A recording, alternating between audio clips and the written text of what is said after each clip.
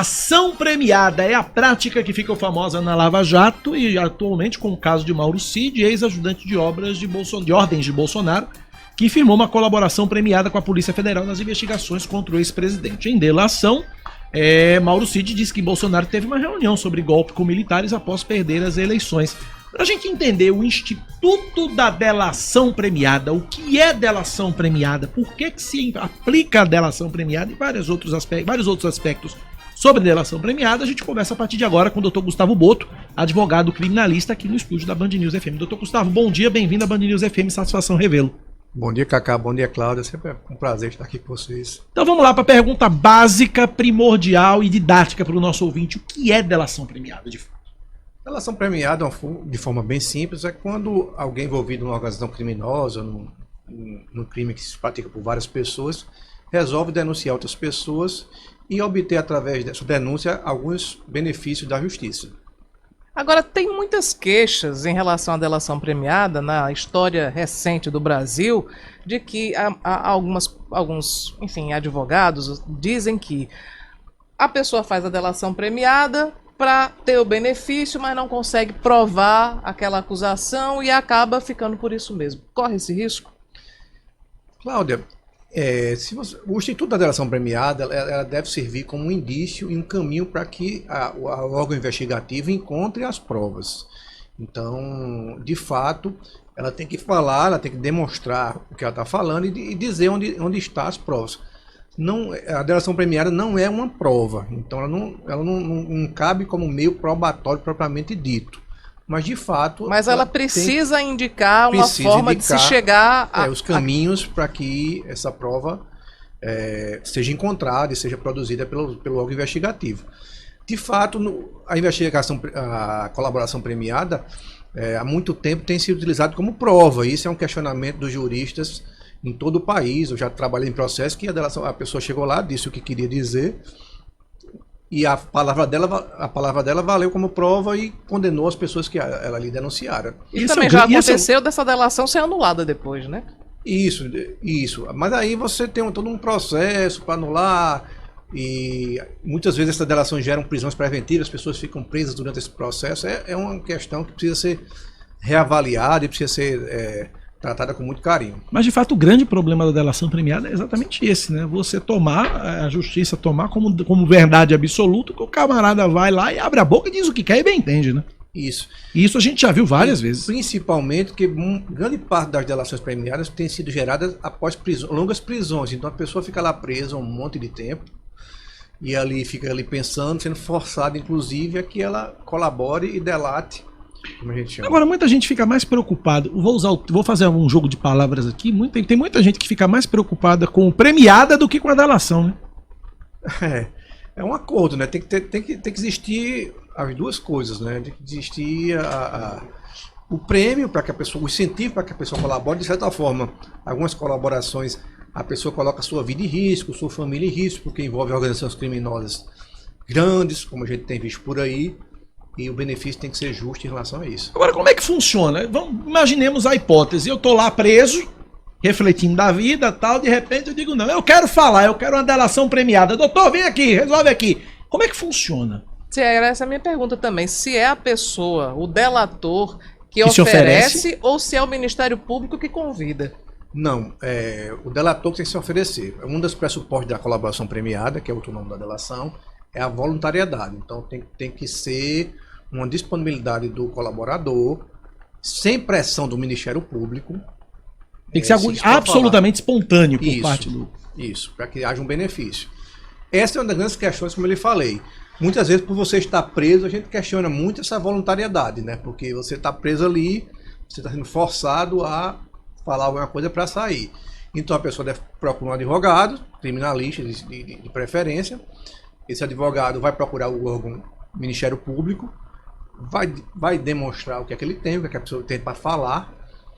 Tem que ser alguma coisa vinculada a crimes que tenham mais de um réu, para ele poder entregar a outras pessoas, para ele poder descrever a prática criminosa. Tem que ter algum valor, você também não pode estar preso por um furto de galinha e querer entregar seu compasso ali. Para a justiça isso não vai ter valor, porque ela tem que ter um valor para a sociedade muito maior do que um simples furto. A justiça pode negar uma oferta de delação premiada?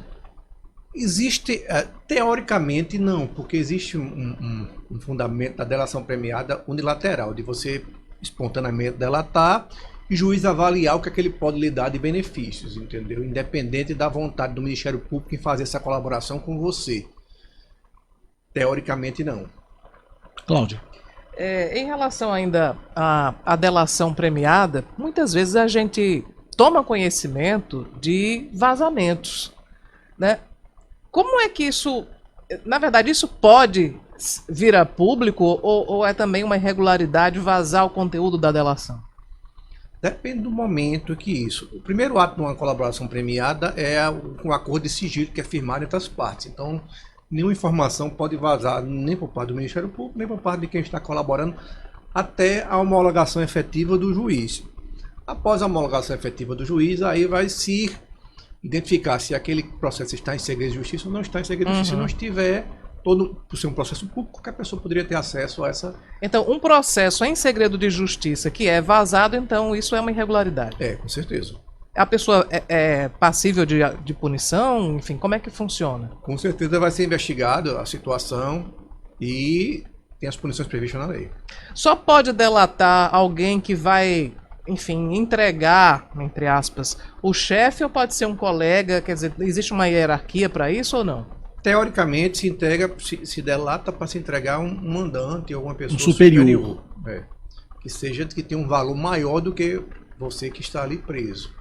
Mas dependendo da informação, por exemplo, se for uma organização criminosa muito grande, você está entregando vários comparsas, vários esquemas criminosos praticados por ali, essa delação pode ser feita também. Não existem limites para que, hoje em dia, para que se faça delações premiadas. Depende do valor e da informação que esteja sendo compartilhada com o órgão investigador. Ela é feita de uma vez só ou ela pode ser feita em várias circunstâncias? Não, ela é feita... A delação em si, ela é uma só, certo? Mas ela é impossível... Ele presta um depoimento único contando tudo ou ele pode ser chamado várias vezes para? Geralmente a pessoa é chamada várias vezes, porque você presta um depoimento, surge a investigação... Surge uma dúvida... a investigação vai avançando, surge um novo fato, você pode esclarecer esse novo fato, então... Até a homologação, você é obrigado a falar tudo. E após isso, no processo também, o delator ele é obrigado a confessar. Ele não tem a possibilidade de ficar calado, como os outros réus no seu interrogatório. Ele é obrigado a falar tudo que foi feito, de certa forma, como uma confissão. Que tipo de benefícios uma delação premiada pode oferecer para quem se oferece para delatar? É só redução de pena ou tem algum outro benefício além disso? Pode até chegar a um perdão judicial. Perdão judicial? Dependendo da informação, da natureza do seu crime. Porque esses benefícios são muito subjetivos. Depende muito da negociação que é feita entre o advogado e o Ministério Público. E do valor da informação que você tem. Se você também está fornecendo prova, se você está trazendo tudo pronto para o Ministério Público. Quem são as pessoas que estão envolvidas, né, nessa colaboração. Se são pessoas de fato que vai desarticular grandes organizações criminosas, grandes crimes que estão sendo praticados. Então tudo isso pode ser... A sua participação em si, se a sua participação não é uma participação tão grande, é menor, pode chegar até um perdão judicial. A pessoa que é delatada, ela é condenada? Se houver um perdão judicial, não, mas se... Não, quem é delatado, não o delator. Quem é delatado, sim. Quem é delatado pode vir a ser condenado, dependendo das provas que se apuraram. Mas não somente pela delação, né? Não somente pela delação. A delação não pode ser prova, como eu disse no começo, ela não pode ser a única prova do processo. Tem que ter provas durante um processo que, através da delação, justifique a condenação. A delação premiada, ela é feita para ouvir uma pessoa que cometeu um crime. Então essa pessoa, ela tem credibilidade para fazer a delação? Para, enfim, trazer fatos verdadeiros para o processo? O pressuposto da colaboração é que ele diga 100% da verdade, que ele confesse todos os crimes em que eles estão envolvidos, justamente para trazer essa credibilidade aos fatos que ele está delatando. Então ele não vai simplesmente entregar as pessoas, ele vai confessar a prática criminosa que ele praticou. Então se ele não confessa, não pode? Não pode. Ele tem que confessar tudo aquilo que ele praticou. Ele tem que estar envolvido com os fatos que ele está colaborando. Ele não pode chegar aqui e dizer de uma situação que ele não participou e não seria uma colaboração, seria uma denúncia e ele não teria os benefícios que a colaboração pressupõe. Vamos lá, 2 perguntas de ouvintes aqui. O Paulo do Castelo Branco pergunta: antes da colaboração premiada do governo Dilma, existia algo semelhante? Tem estatísticas sobre em que área penal, fiscal, civil esse instituto é mais usado? Não, estatística, eu não conheço estatísticas a respeito disso, mas a colaboração premiada, ela é um instituto de direito criminal, né? Então, ela é usada para elucidação de especificamente crimes, no direito criminal. No direito criminal. Então ela já existe há muito tempo. Existe há bastante tempo. Ela tem sido aprimorada com a lei de organizações criminosas, com a Lava Jato, ganhou uma grande força no país. Se popularizou na Lava Jato, né? E aí a próxima pergunta do Poliano é exatamente com relação à Lava Jato. Ele diz o seguinte: se a delação for falsa, o que pode acontecer com os delatores? Porque na Lava Jato teve muitas e depois caíram sem sustentabilidade da delação. Aí tem que se ver, primeira coisa é o fato por que caiu a colaboração premiada, né? Então, se ela for falsa, ele vai perder todos os benefícios que a colaboração apresentou a ele, vai responder por algum malefício, alguma situação criminosa que porventura possa ter sido criada pela delação premiada, e vai voltar a ser considerado como réu e responder todas as penas do processo, sem nenhum benefício.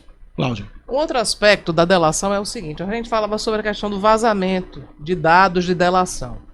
Vamos imaginar uma situação hipotética que está muito próxima da gente, mas eu não vou nem citar.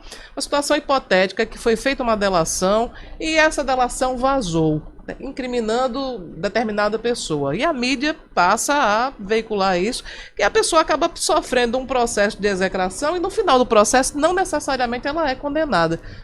E aí, como é que fica? Eu faço também a pergunta a você, e aí como é que fica? Porque isso é um grande questionamento que nós fazemos, nós denominamos de condenação social. Muitas vezes a pessoa é condenada socialmente antes mesmo de ser condenada judicialmente. E na internet quase isso não acontece, né? Não, só um dia sim, outro não. Gera um dia sim, outro também. Outro também, gera danos irreparáveis à pessoa, né? Infelizmente, assim, a gente vê isso muito na Lava Jato. Empresas que fecharam, faliram por causa de colaborações, e eventualmente algumas dessas pessoas foram absolvidas, as delações foram anuladas, e aí? E aí o prejuízo que se gerou, não é isso? A situação de pessoas que perderam emprego, de tributos que deixaram de ser recolhidos. Então a gente deve ponderar muito sobre essa situação. Doutor Gustavo, na sua ótica enquanto advogado, o que o senhor acha que poderia aprimorar nesse instituto da delação premiada?